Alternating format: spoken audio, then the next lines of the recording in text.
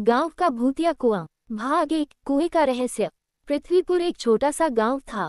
ये गांव हरे भरे खेतों और ऊंचे पहाड़ों से घिरा हुआ था, लेकिन इस शांतिपूर्ण वातावरण के बीच एक जगह ऐसी थी जो लोगों के लिए डर और रहस्य का पर्याय बन चुकी थी। गांव का पुराना कुआं। कुएं के बारे में कहा जाता था कि वहां रात के समय अजीब अजीब आवाजें सुनाई देती थी।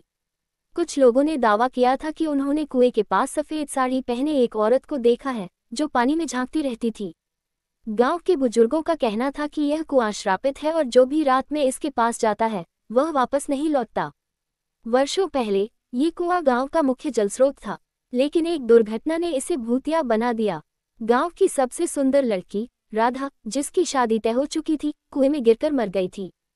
कुछ लोगों का मानना था कि उसने आत्महत्या की थी क्योंकि उसका प्रेमी उसे छोड़कर चला गया था।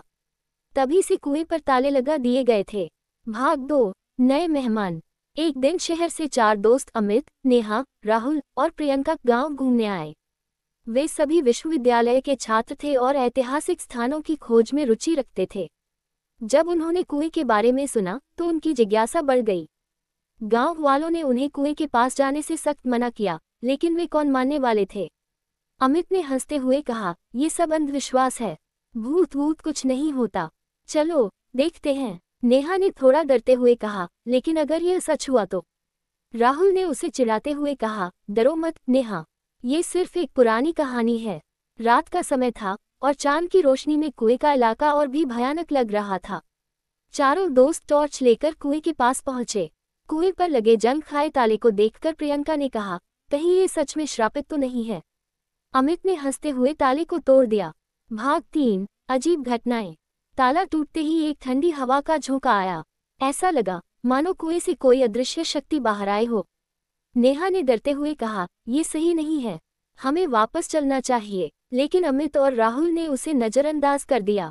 जैसे ही उन्होंने कुएं में झांका, उन्हें अंदर कुछ हलचल होती दिखाई दी।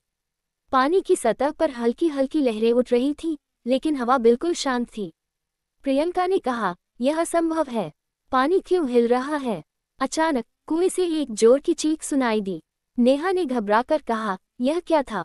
इससे पहले कि कोई कुछ समझ पाता, अमित का पैर फिसल गया और वह कुएं में गिरने वाला था। राहुल ने उसे समय पर पकड़ लिया, लेकिन कुएं के अंदर से एक सफेद हाथ बाहर आया और अमित का पैर पकड़ लिया। सभी ने देखा और चीखते हुए पीछे हट गए। भाग 4। राधा का भूत। अमित ने किसी तरह खुद को छुड़ाया और चारों भागने लगे, लेकिन कुएं से एक सफेद साड़ी पहने औरत बाहर निकली। उसकी आंखें लाल थीं और चेहरा झुलसा हुआ लग रहा था। वह चिल्लाई, तुमने मेरी नींद क्यों तोड़ी। चारों के पैर ठिठक गए।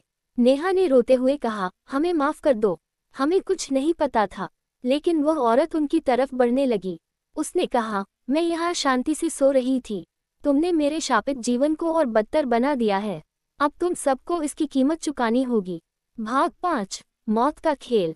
चारों ने अलग अलग दिशाओं में भागने की कोशिश की, लेकिन उस भूत ने एक एक करके उन्हें पकड़ लिया। सबसे पहले प्रियंका गायब हो गई।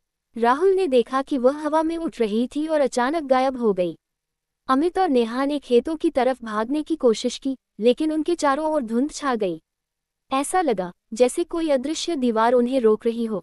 नेहा ने अमित से कहा, ये हमारी गलती है, हमें माफी मांगनी चाहिए। अमित ने साहस करके उस औरत से कहा, हमें माफ कर दो, हम तुम्हें तंग नहीं करना चाहते थे।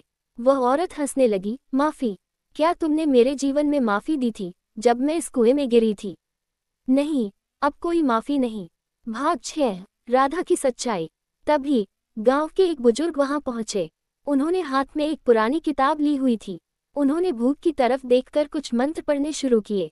औरत दर्द से चीखने लगी और धीरे धीरे गायब हो गई। बुजुर्ग ने चारों दोस्तों को बताया कि वह औरत राधा थी, जिसने इस कुएं में गिरकर अपनी जान दी थी। लेकिन उसकी आत्मा को शांति नहीं मिली, क्योंकि वह खुद नहीं गिरी थी, उसे किसी ने धक्का दिया था। भाग 7। शांति। अमित और नेहा ने गांव वालों की मदद से राधा की आत्मा की शांति के लिए पूजा करवाई। धीरे धीरे कुएं के पास होने वाली अजीब घटनाएं बंद हो गईं। गांव वालों ने कहा, ये हमारे लिए एक सीख है, हमें अतीत को छेड़ना नहीं चाहिए।